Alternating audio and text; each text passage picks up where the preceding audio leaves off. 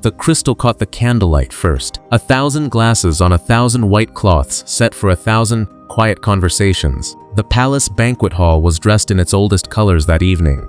Soft gold, deep ivory, the pale British blue that the monarchy keeps like a final breath. Beneath the painted ceiling, ambassadors bowed, veterans straightened, donors smiled, and the soft machinery of royalty turned exactly as it had been designed to turn.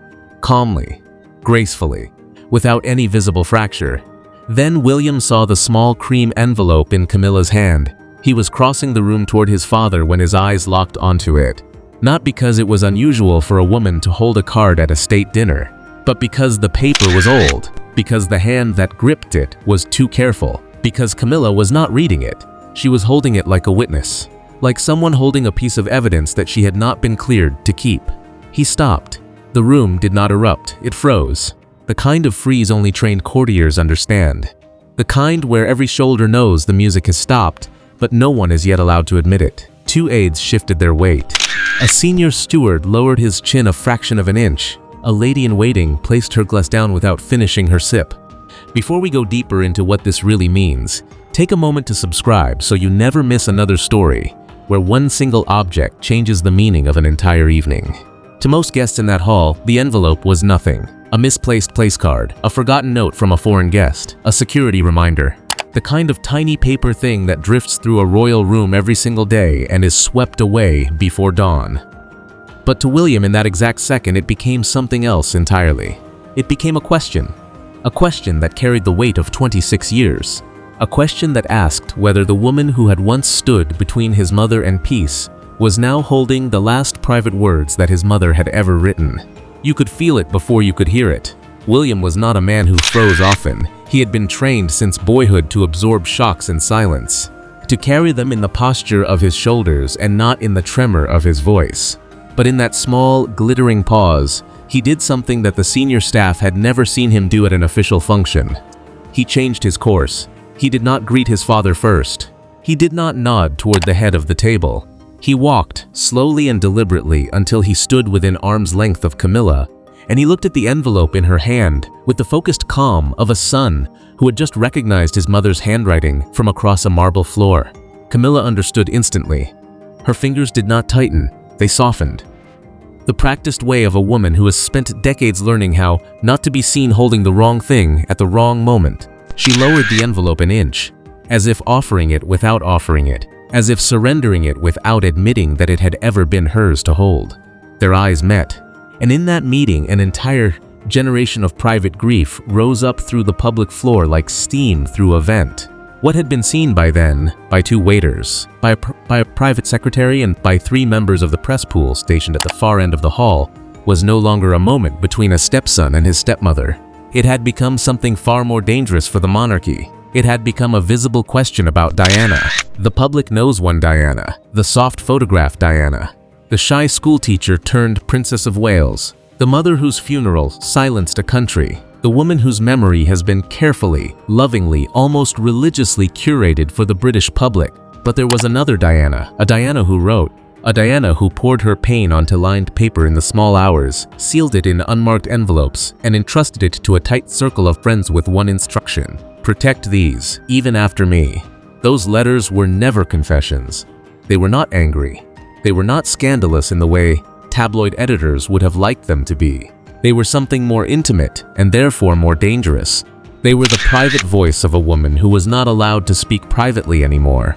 And for that reason, they were also the last true record of who she actually was. To Charles, those letters meant exposure, a reminder of a past that the palace had spent decades smoothing into a soft narrative of growth and continuity. To Camilla, they meant leverage, the ability, however unstated, to control how Diana would be remembered within the very rooms Diana had once walked. To William, they meant his mother, not the portrait, not the marble statue, not the television tribute at Christmas. His mother, the woman whose voice he still remembered at breakfast, whose laugh he could identify in a crowded room, whose handwriting he had never forgotten. To the institution itself, those letters meant risk, because in simple words, a royal household directive is an internal instruction that governs what the monarchy protects and what it permits the public to remember. And nowhere in those directives did anyone ever formally decide what to do with the most personal words the late princess had ever written. This was not a scandal in the traditional sense. This was not a leaked recording or a hidden interview. This was a piece of paper appearing in the wrong hand at a dinner that was supposed to be about something else entirely. And because the room understood that, the silence did not lift. William asked quietly for the envelope, not loud, not angry, the kind of question that sounds like a request until you realize it is a boundary. Camilla hesitated. For a fraction of a second, her thumb moved slowly along the edge of the paper, the way a person touches a thing they have carried longer than they should have. Then, with the smallest possible motion, she passed it forward. William did not open it. He slipped it into the inside pocket of his dinner jacket, the pocket designed, in tailoring tradition, to hold a single personal item close to the heart. And in doing so, he did something that no member of the royal family had done in living memory. He publicly reclaimed the private words of his mother in front of a room full of witnesses. The reception continued. Violins resumed. Toasts were proposed. Laughter returned in careful, measured doses. The palace is an institution that has survived wars, abdications, divorces, and the slow erosion of public affection. It knows how to absorb a tremor without letting the chandelier swing. But something had already broken. By the following morning, the story was no longer confined to that hall. Because William had not acted in private. He had acted in front of people who understood what they had seen. And in the British monarchy, in simple words, a private secretary is the senior official who shields the sovereign from operational difficulty and quietly controls the daily truth of what is allowed to leave the palace walls. One of those secretaries had seen the exchange. A palace steward had seen it. 2 press officers had noted it. And word travels through monarchy, not through gossip, but through obligation. Obligation is faster than gossip. Obligation does not pause to be verified. By sunrise, the institutional reaction was already underway. In a small office behind Buckingham Palace, an emergency meeting was convened. A senior communications director, a household advisor, and the keeper of the royal archives all sat around a circular mahogany table. Their first question was not what the envelope contained. Their first question, the question that always matters most in monarchy, was how to frame it, how to name it, how to neutralize it, how to make sure that the moment William reclaimed his mother's words did not become a public referendum on the stepmother who had once been accused of standing between Diana and the man Diana loved.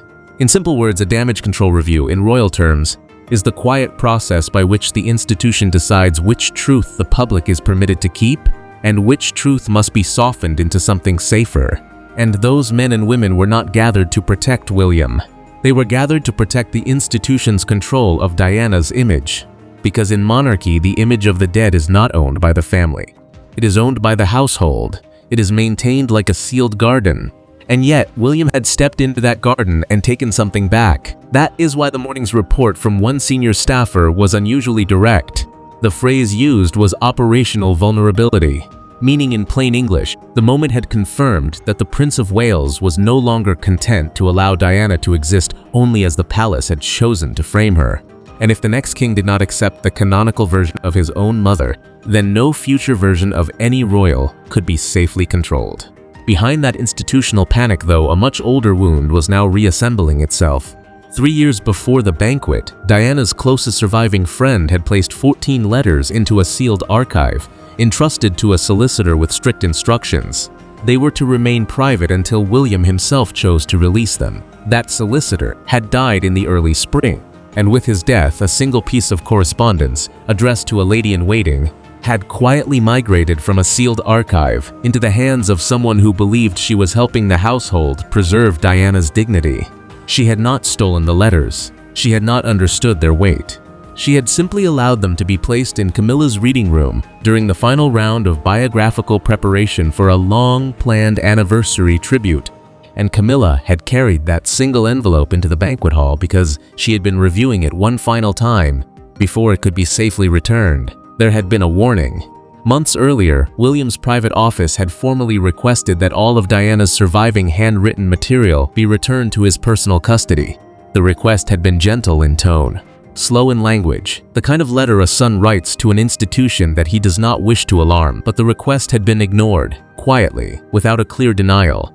The letters had simply remained where they were, in the careful custodydom of a household that believed it knew better than a grieving son what should remain sacred and what should remain untouched. A senior advisor had even replied to William's office in writing with a single line. The materials remain in protected custody and are being held in line with established protocol.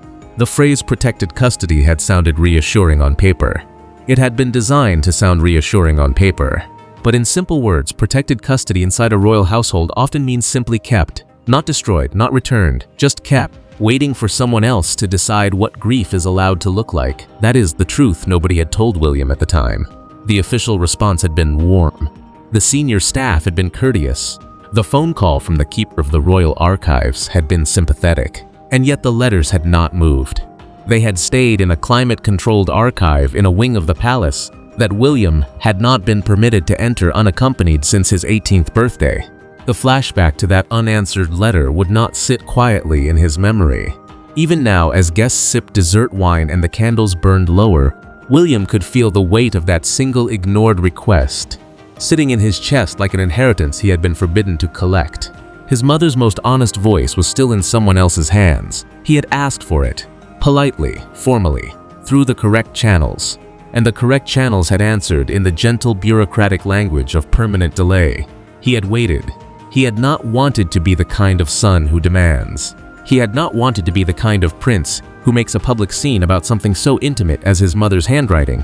And so he had waited, patiently, until the night he no longer needed to wait. And that is why the banquet was not the beginning. The banquet was the moment when a son finally accepted that no one inside the palace would ever return his mother's words unless he reached out and took them himself. That understanding did not arrive as an emotion that day. It arrived as a quiet, immovable decision. A decision that to a man trained to be careful and patient and careful must have felt like opening a door that could not be closed again. For the household, the challenge was immediate. They could not publicly acknowledge that Diana's letters had been held for years in a private room adjacent to the Queen Consort's private study without admitting something even larger. They could not admit that the monarchy had become a kind of archive of the dead, not out of cruelty, out of habit, out of an old certain belief that the family owned everything that had ever passed through its rooms, including grief, including memory, including the last handwritten words of a woman whose final years had been famously stripped of privacy. And so the monarchy was now caught in its oldest tension. The desire to appear modern and sympathetic in public, the instinct to behave like a closed dynasty in private, the slow certainty that the two could never again coexist after a prince had, in front of 1,000 guests, calmly taken back his mother's voice from the only woman in the world who had been allowed to hold it. Then, the private reckoning began. William returned to his residence that night without speaking to the press pool waiting at the gates. Inside, his wife sat at the kitchen table. She did not ask what had happened. She simply poured him a glass of water and waited. They had learned, over many years, that some conversations about his mother could never begin with words. They had to begin with silence, with shared time, with the slow ritual of two people deciding whether tonight was a night for grief or a night for law. Tonight it became both. The private phone calls began at midnight. A senior solicitor, a trusted advisor, a former household official who had long since left the palace and whose loyalty remained with the family rather than the office. By the end of the week, William had quietly commissioned an independent review of every surviving Diana artifact still held in royal custody, not by the press, not by the historians, by his own trusted counsel. What that review would eventually find was never going to be made public, but its existence was enough. Its existence meant that William had, for the first time, authorized a private investigation into the household itself on behalf of his mother, and the household understood what that meant. Within 3 days, public statements began to soften. First, a small generic line endorsed by a junior spokesperson. The palace, in simple words, deeply respects the private wishes of all members of the royal family, past and present. It was language designed to sound like reassurance while saying nothing at all. Then a longer, more deliberate message, signed this time by the keeper of the royal archives. The institution, in simple words, holds historical material in trust for future generations and welcomes dialogue about stewardship with members of the immediate family. It was the monarchy, for the first time in years, conceding that Diana's memory was not its permanent possession, that it held her words only because trust had been extended, not because ownership had been granted. And then a final, barely visible adjustment. A small ceremony, planned months in advance, was quietly revised. A reading at a national tribute was removed from the program. The reading had been written from letters that Diana had never wanted played in public. And now, in a soft, anonymous revision buried within 10,000 words of program notes, the palace acknowledged that the moment had been rethought in light of new sensitivities.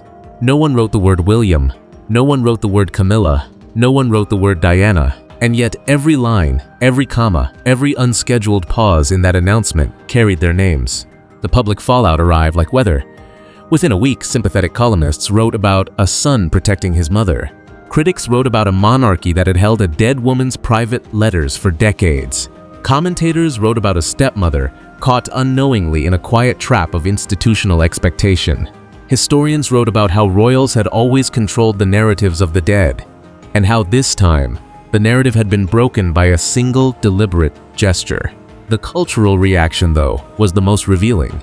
Because, in simple words, a public memory is the slow national agreement about who a person was and how they should be remembered. And for 26 years, the British public had been taught a specific version of Diana, the soft version, the kind one, the princess who forgave everyone in a final television interview that played across the world. Now, suddenly, there was the unspoken possibility that Diana had also been a writer, a private thinker, a woman whose most honest voice had never been heard. And that possibility alone changed the country's emotional relationship with her. Commemorative events gained weight. Crowds were larger than expected. Visitors to her memorial garden spent longer in silence. Comment threads under every photograph of her from that summer began to include the same quiet phrase, repeated by thousands of strangers. She is finally being heard. And every one of those strangers knew, without being told, that the credit belonged to her son. In the corner offices of national broadcasters, senior editors called urgent internal meetings. They were not discussing the news, they were discussing tone. In simple words, tone of coverage review is the behind-the-scenes process by which editors decide whether an institution is to be treated as a sympathetic subject or a hostile one. For 2 decades, the monarchy had been treated as sympathetic subject. Now, with one missing envelope, it had been quietly reclassified. Producers who had spent years narrating the royal family with gentle historic B-roll began, almost imperceptibly, to ask sharper questions. Where did the letters come from? Who authorized their transfer? Why had they been held so long? Were there others? The questions were not loud. They were strategic. The kind that arrive on a producer's note 2 hours before broadcast and change the framing of an entire documentary. A quiet, dignified panic moved through the institutional hallways of Britain. Not the panic of a country in crisis, the panic of an institution that no longer fully controls its own story. By the end of that season, one quiet change spread through the household. A formal internal procedure, written in careful bureaucratic English, was issued under a new subheading, Personal Materials of Deceased Members of the Immediate Family. The clause was 3 sentences long. It stated, in the dry language of royal governance, that all handwritten, recorded, or archived material belonging to a deceased senior royal would, upon request, be returned without delay to the custody of their direct descendants. In simple words, the monarchy had just rewritten its own rule about who owned the dead, not because the public demanded it, not because the law required it, but because a son had, in front of 1,000 witnesses, stood inside a banquet hall and reached for his mother's last letter with the calm certainty of a man who understood that grief, if not protected, becomes the property of the powerful. And then a softer but equally important change. A small group of Diana's surviving confidantes, who had spent years being gently but firmly excluded from official commemorations, received handwritten letters from William's private office. Not typed, not formal, handwritten. Each envelope contained a single line. Thank you for standing with her when the institution stood aside. It was the first time in nearly 3 decades that a member of the royal family had publicly thanked those who had been treated, for years, as inconvenient witnesses to an inconvenient marriage. Some of those women cried when they received the letters. Most had assumed the monarchy would never acknowledge them. None had ever expected a son to do it personally.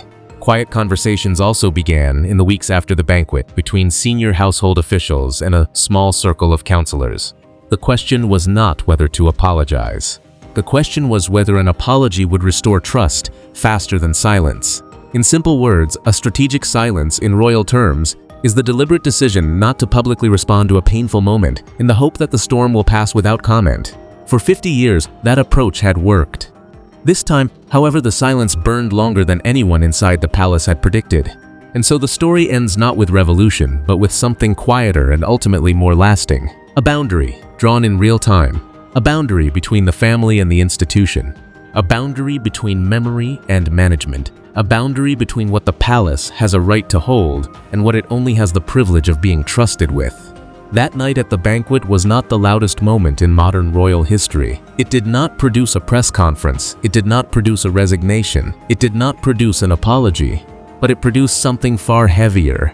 It produced a visible, undeniable, quietly furious declaration from a son who had finally decided that the family's grief would no longer travel through anyone but him. This was not a fight with Camilla. It was not even a confrontation. It was the moment a son stood inside, full of strangers, looked at us a single cream envelope in a single steady hand, and understood that unless he took his mother's words back tonight, no one inside that institution ever would. And he took them back. And when he walked away, the room did not applaud. The room did not whisper.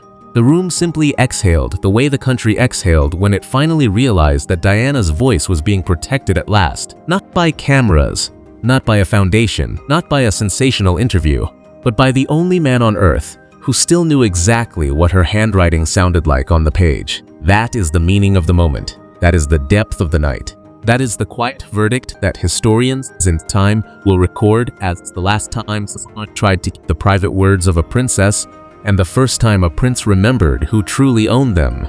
If this story moved you, please like, subscribe, and turn on the bell so you will be here for the next one. There is a much deeper story still unfolding, and you do not want to miss it.